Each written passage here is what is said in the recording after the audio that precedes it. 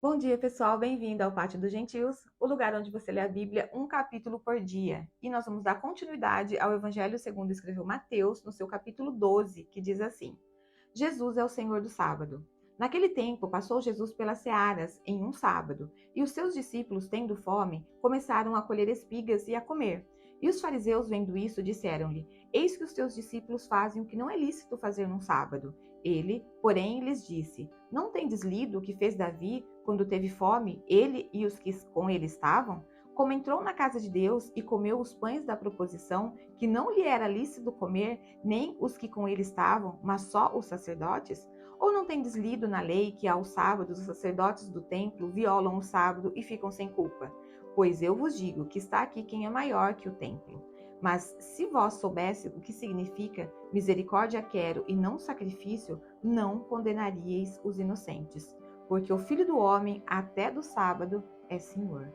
A cura do homem que tinha uma das mãos mirrada.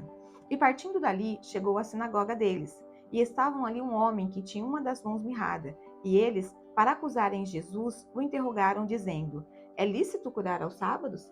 E ele lhes disse: Qual dentre vós será o homem que, tendo uma ovelha, se num sábado ela cair numa cova, não lançará a mão dela e a levantará?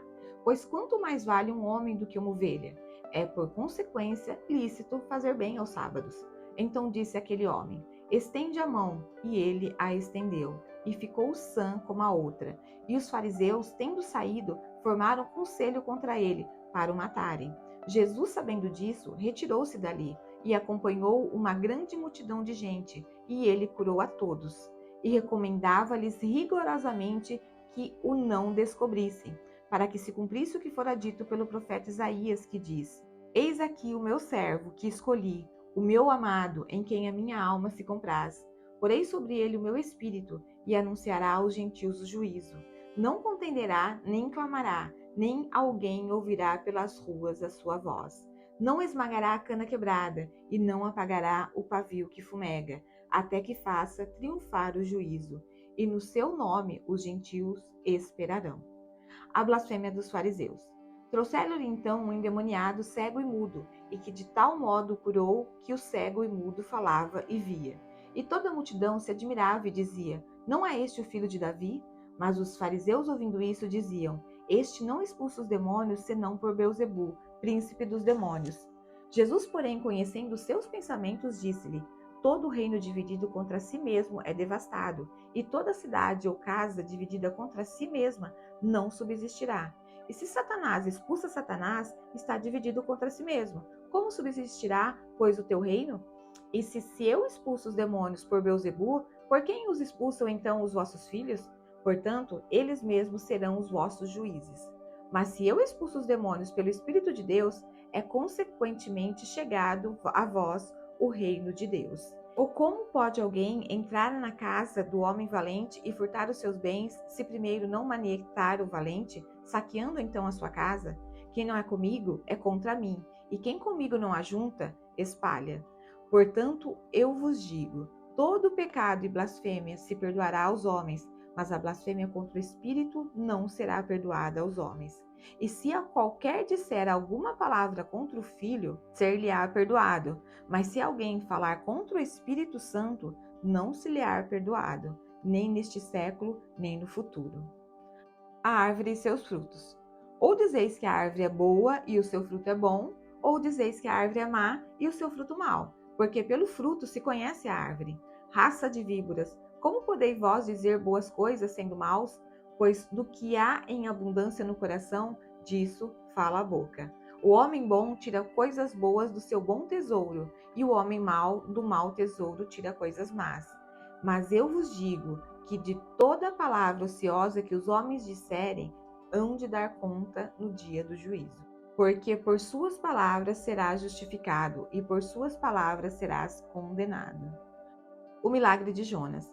Então alguns dos escribas e dos fariseus tomaram a palavra, dizendo: Mestre, quiséramos ver da tua parte algum sinal. Mas ele lhes respondeu e disse: Uma geração má e adúltera pede um sinal, porém não se dará outro sinal senão o do profeta Jonas. Pois como Jonas esteve 3 dias e 3 noites no ventre da baleia, assim estará o Filho do Homem 3 dias e 3 noites no seio da terra. Os ninivitas ressurgirão no dia do juízo com esta geração e a condenarão, porque se arrependeram com a pregação de Jonas, e eis que está aqui quem é mais do que Jonas. A rainha do sul se levantará no dia do juízo com esta geração e a condenará, porque veio dos confins da terra para ouvir a sabedoria de Salomão, e eis aqui está quem é mais do que Salomão. E quando o espírito imundo tem saído do homem, anda por lugares áridos, buscando repouso, e não o encontra. Então diz: voltarei para minha casa de onde saí, e voltando, acha-a desocupada, varrida e adornada. Então vai, leva consigo outros 7 espíritos piores do que ele, e entrando, habitam ali, e são os últimos atos deste homem piores do que os primeiros. Assim acontecerá também a esta geração má.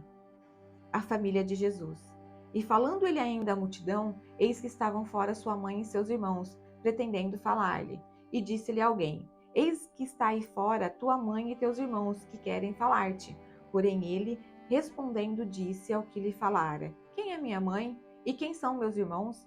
E estendendo a mão para os seus discípulos, disse: eis aqui minha mãe, e eis aqui os meus irmãos. Porque qualquer que fizer a vontade de meu Pai que estás no céu, este é meu irmão e irmã e mãe. Que Deus possa nos abençoar e até amanhã com o capítulo 13 do Evangelho segundo escreveu Mateus. Te espero.